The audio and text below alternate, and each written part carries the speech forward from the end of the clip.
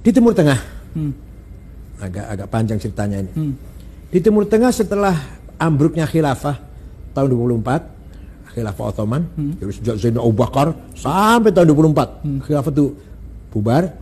Khalifah terakhir Abdul Majid dibuang ke Jerman.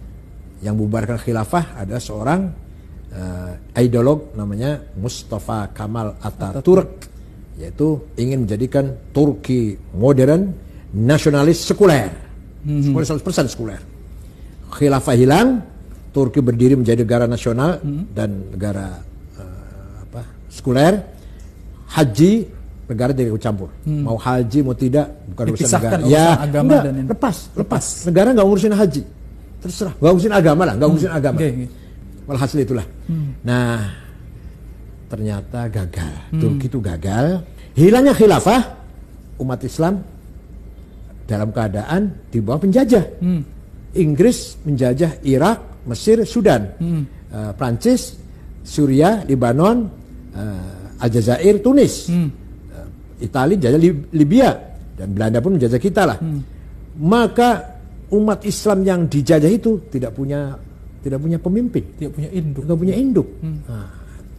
Nah, disitulah berdiri pertama kali partai politik Arab yang berideologi nasionalis, sekuler, sosialis, yaitu Partai Ba'ath, yang pendirinya namanya Michel Aflaq, orang beragama Kristen Ortodok dari Damaskus, menantunya Golda Meir, Perdana Menteri pertama Israel, itu dia menantunya.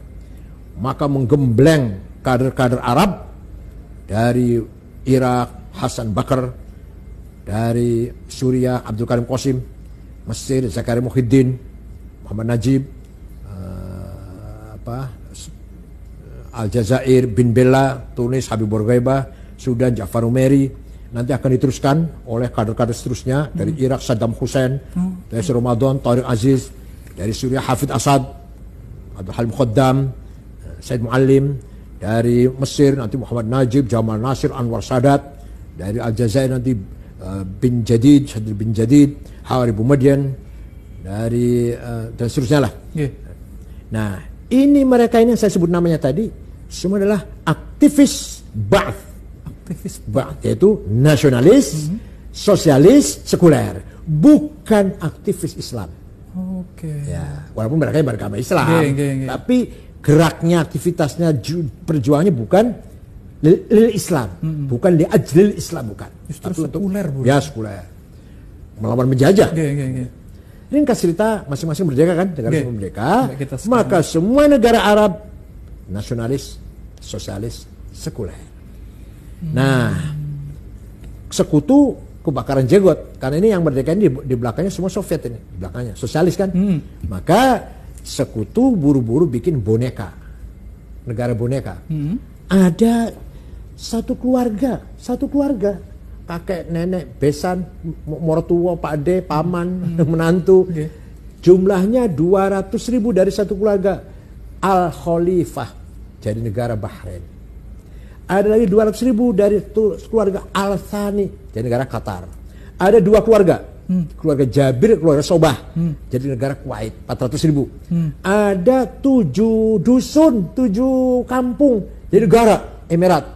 Itu Dubai, Abu Dhabi, Sharjah, Ajman, Rasul Ain, Fujairah. 7 lah, jumlahnya cuma 650.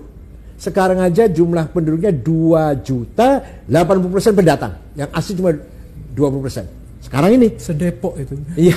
Nah ini negara bikinan sekutu. Kepentingannya? Nah, untuk mengimbangi negara yang tadi lahir itu Irak, Suriah, Mesir, Sudan yang sudah di belakang. Seperti negara hadiah seperti Brunei, Singapura, New Zealand itu semua negara hadiah dari Inggris semua kan. Nah, walhasil.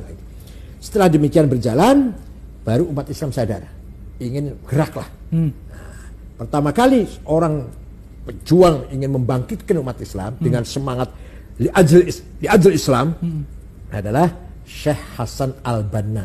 Nah, mendirikan partai politik Islam namanya Ikhwanul Muslimin. Tahun 30, tahun 35, 36 lah. Dengan niat agar terutama pemuda-pemuda masa depan nih punya semangat Islam gitu loh. Jangan sekuler, jangan sekuler. Nasionalis boleh tapi jangan sekuler. Dan beliau moderat. Pegangannya Ibnu Katsir, seperti NU lah, seperti kita kiai NU pegangan rujukan kitabnya. Kitabnya. Tahun 42 ada pemuda aktivis Ikhwan membunuh Perdana Menteri Mesir. Di Mesir. Namanya An-Najrasi. Waktu itu masih Raja Faruk, masih di bawah Inggris. Waktu itu Hasan Banna nangis. Kamu itu bukan bunuh Najrasi, bunuh saya. Kamu itu bunuh gerakan, bunuh saya. Betul. 1,5 tahun kemudian Hasan Banna dibunuh. Nah, ini penggantinya. Ya, makanya hati-hati kalau ada ormas itu penggantinya harus partai politik atau ormas harus betul cari penggantinya yang benar. Penggantinya Said Qutb. Said Qutb bukan Al-Azhar, bukan ulama lah, bukan, tapi jurnalis dari Cairo University. Dengan adiknya juga namanya Muhammad Qutb. Nah, beliau pegang mursyid am atau ketua umum lah kalau kita ketua umum Ikhwan Muslimun. Beliau menulis buku namanya Ma'alim fit Thariq, tanda-tanda jalan yang benar. Kalau mau terjemahan literarnya begitu. Yang penting isinya beliau memang orang cerdas sih. Isinya beliau begini. Yang namanya jahiliyah itu bukan fenomena sosial primitif, miskin, buta huruf, terbelakang. Kan semua ulama mengatakan jahiliyah seperti itu. Semua ulama, semua tafsir mengatakan jahiliyah itu ya primitif itu. Kalau Said Qutb tidak. Jahiliyah itu sistem politik, sistem negara yang bukan Islam namanya jahiliyah. Jadi pokoknya bukan Islam itu jahiliyah. Isinya apa isinya? Komunis, kapitalis, sosialis, nasionalis. Ini nasionalis itu jahiliyah ini.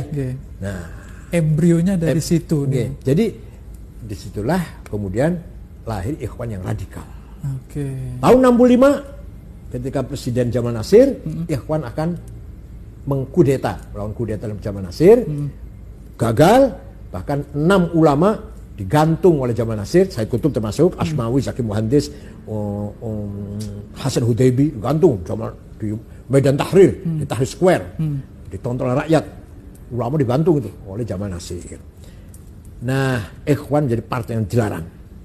Tapi setelah dilarang bubarnya Ikhwan, tidak bubar ide. Lahir yang lebih radikal dari Ikhwan. Namanya Jama'atut Takfir wal Hijrah. Pendirinya namanya Syukri Ahmad Mustafa tahun 69. Dari kejadian tahun 65. 69 lahir yang lebih radikal.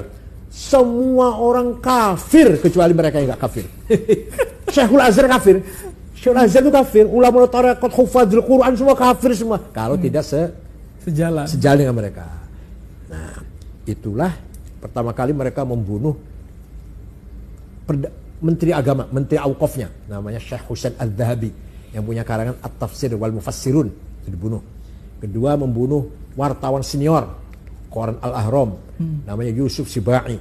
Yang ketiga puncaknya tanggal 3 Oktober 1981 membunuh Presiden Muhammad Anwar Sadat. Oleh Husni Mubarak mereka hantam, ternyata tidak bisa habis. Sampai sekarang ada masih di Gurun Sinai, yang nanti itu mereka cikal bakal terus sedunia ini. Dan mereka lah yang kemarin belum lama atau setengah tahun yang lalu atau berapa, belum 1 tahun belum, ngebom sholat Jumat di Rafah, Provinsi Arish, 600 jamaah Jumat mati semua. Kenapa ngebom? Kafir. Jadi sholat Jumat itu kafir. Dia cara berpikirnya luar biasa. Itu karena berbeda dengan mereka itu. Jadi lebih daripada Ikhwan. Kalau Ikhwan ingin syarat Islam gitulah. Ini enggak, takfir. Itu sampai ke kita, Bu ya? Iya lah, itu. Nanti kan ISIS juga seperti itu. Tapi kalau ini murni dari dalam, kalau ISIS bikinan luar, bedanya gitu. Ini kalau ini dari dalam.